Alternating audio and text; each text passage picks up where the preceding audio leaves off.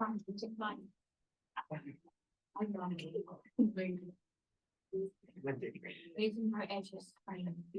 right, guys. So for landforms and weather, what we talked about this a few weeks ago. But you guys work on this packet, which Darrell's gonna get you more copies for. But essentially, we are gonna discover the different elements that make up all these different landforms. Okay. And remember, back in the day, there was all the continents were one big supercontinent, like millions and millions and millions of years ago. And then through the plate tectonics shifting, right? That's how we got our continents now. And with those, we have things like trenches, mountains. Sure, you need to email her how much you need in the coverage and stuff like that. I already tell Luke.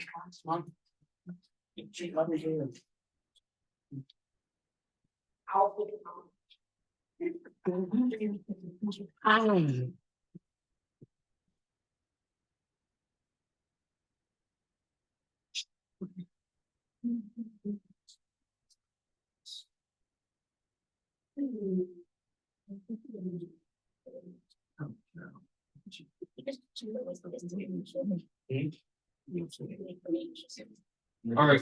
So guys, okay, so sorry, I'm trying to multitask here, but What the hell is it? so I'm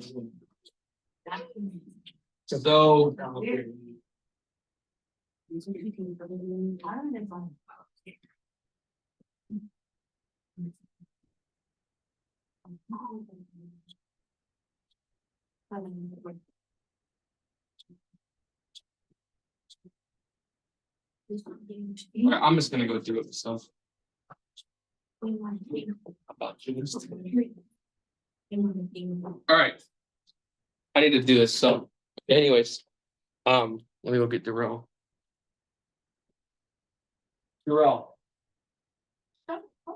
All right, anyways, so landforms, you have this this page open on your Chromebooks, I hope. And what we're doing today is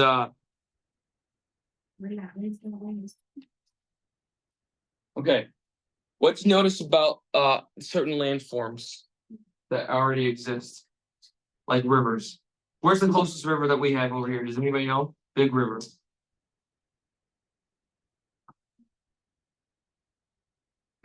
Anybody? What's the one that goes right downtown?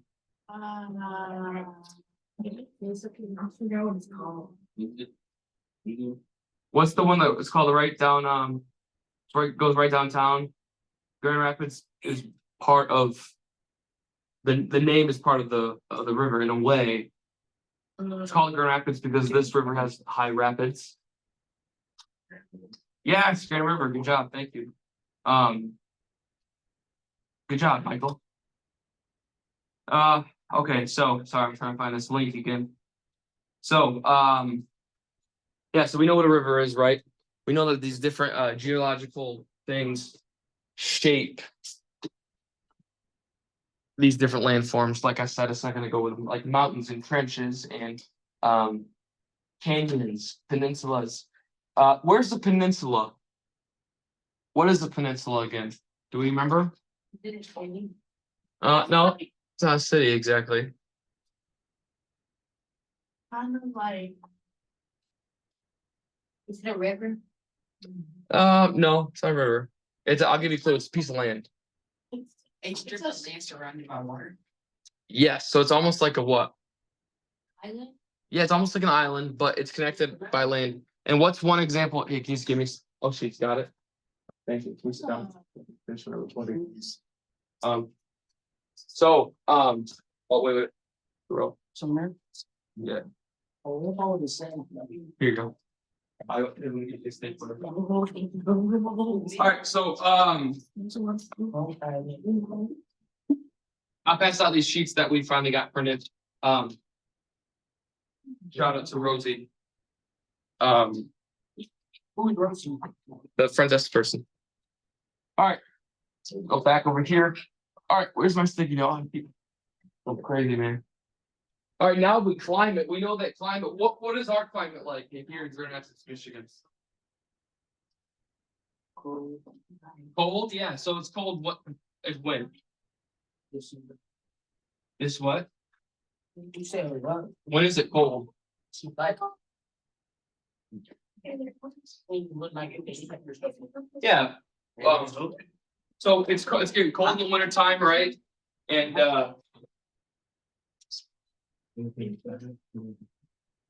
cold winter time. It's rainy in the spring. Very beautiful in the fall. Hey, Jaden. Very very nice and breezy in the summer, right? And that's because we live in a humid continental climate zone, and so it's a little humid in the summer, but it's still hot. I got more copies right here. Just let me get a stapler right here. So how would climate affect people's way of life? So people might move to where? If it's too hot, right? What would you do to record it? What would you do if it was too hot, you couldn't bear it anymore? What would you do? Would anybody move? Or would you maybe adapt, right? So maybe wear certain clothing that are like not too hot, maybe live in a part of town where it's really windy so you get a nice breeze. Maybe you would adapt or you would migrate, right? Yeah, good. So that's the kind of how people adapt to, right? But last question, how do landforms shape where people live? So we live in a peninsula, right? Michigan. And we have, it's really interesting geography because it's almost like an island, like I said, but we're kind of secluded from the rest of the United States because we recording. We're kind of secluded because there's only one way in and one way out. And it's right here by this triple lane, right by Indiana and Ohio. So this is a peninsula, right? We're surrounded by a lake, all fresh water, one of the biggest advantages of our time, whatever you want to say. And what do you think? So yeah, maybe people might not drive up the peninsula to go like trade and like whatnot, but what is a good means of trade? Maybe like, I don't know, 200 years ago. Like, what do you think is good about Michigan's trade history based on their geography of what they're. It's completely rude, bro. It's what. It's not the point. No, Do I have to lock everybody's Chromebook? no, I told you. Cannot lock the door. we're not watching I- videos. You're watching the video. What are you doing not doing? That's what I thought. Thank you very much. Mic drop. I'm on YouTube. Okay, good. Same thing, bro. Can't I'm stop. Then I'll just play a game. No, you won't. Because you're gonna sit and listen. Okay, be a good student. Okay. So, how would Michigan 200 years ago be established as a really good trade location based on its geography? What would they use? Do you think they would use cars? Well, they didn't have cars 200 years ago, right? So what would they use? What? What'd you say? Bicycles? Not exactly. What's right here? And also right here. Boat. Yeah, boats. And this water connects all the way to the Atlantic Ocean. So you can go get some tea from England and then bring it over here in Michigan. Come around, come right here, go through Holland or Grand Haven, and then come through Grand Haven probably, and then go through the Grand River, take that Grand River up to Grand Rapids, and then disperse that tea to the people of Grand Rapids. And now we have tea, right? That's how it worked. And that's how geography shaped lives. What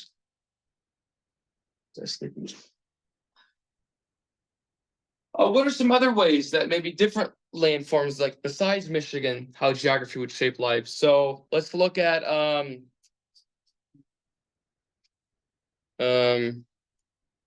okay, an archipelago. An archipelago is a chain of islands.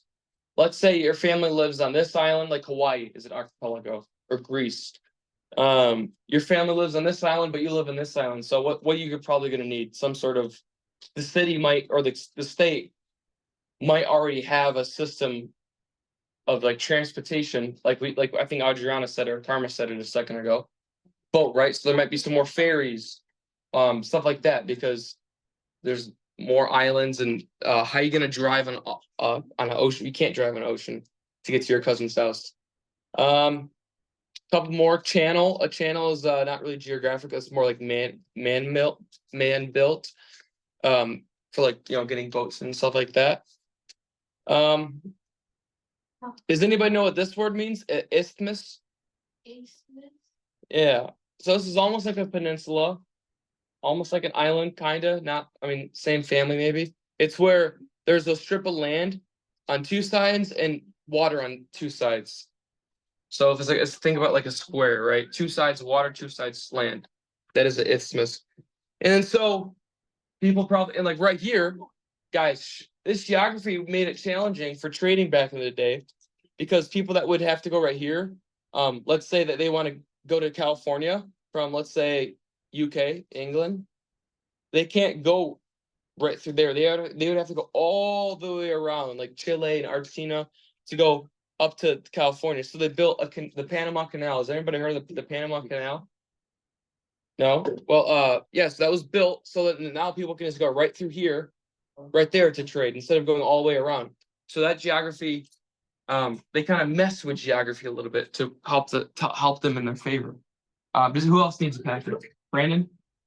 From the CPS? Yeah. Theo? Thank you. And Michael? Thank you. All right, guys. All right, so the rest of this worksheet, you're gonna have to locate the landforms. Define them, or we'll finish this next week too. And then give one example on that website. It shows you where an example looks like. For an example, the island one, it tells you what an island is, and then it gives you the example of Greenland right here, which is that big piece of land right there. Do you have a question? No? Okay.